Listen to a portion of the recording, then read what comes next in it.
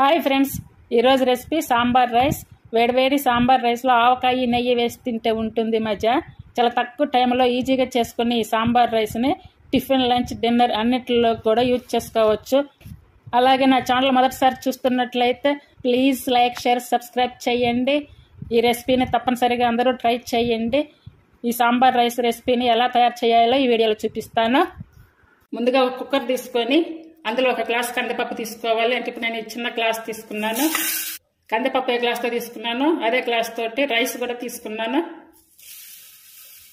ఇందులో వాటర్ పోసుకోవాలి.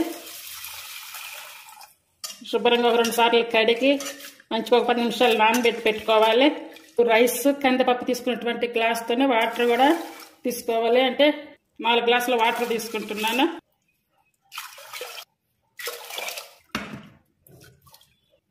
ఇప్పుడు ఇదే కుక్కర్లో కొంచెం పప్పు రైస్ని ఇట్లా కొంచెం పక్కకు అనుకొని మంచిగా ఇలా శుభ్రంగా కడిగినటువంటి బౌల్ తీసుకోవాలి.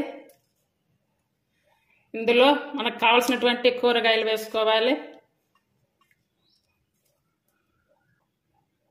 ఈ చిన్న ఆనియన్స్ లేకుండా అయితే ఇక్కడ సాంబార్ అనేది అయితే ఉండదండి. ఖచ్చితంగా ఈ చిన్న ఆనియన్స్ తప్పనిసరిగా వాడతారు, బాగా దొరుకుతాయి కూడా ఇక్కడ. ఈ కూరగాయలన్నీ కూడా ఇందులో వేసుకోవాలి.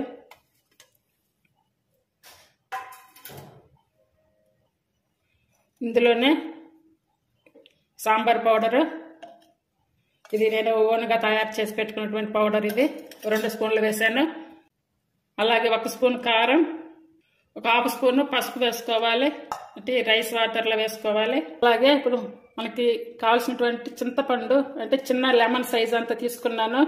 అంటే ఈ క్వాంటిటీ మొత్తం కూడా 2-3కి సరిపోతుంది. మొత్తం కలుపుకోవాలి.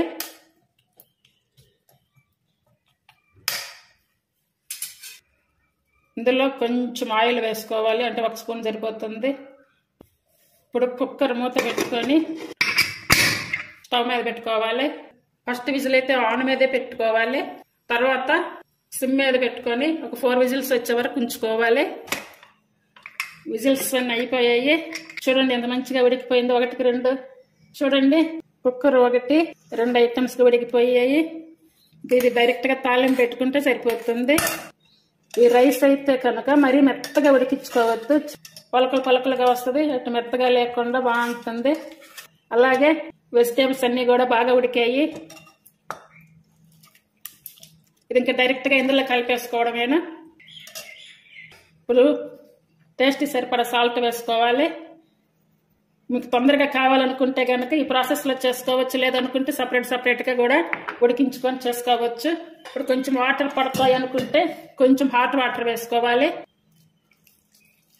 చూడండి, క్యారెట్స్ కూడా బాగా ఉడికాయి.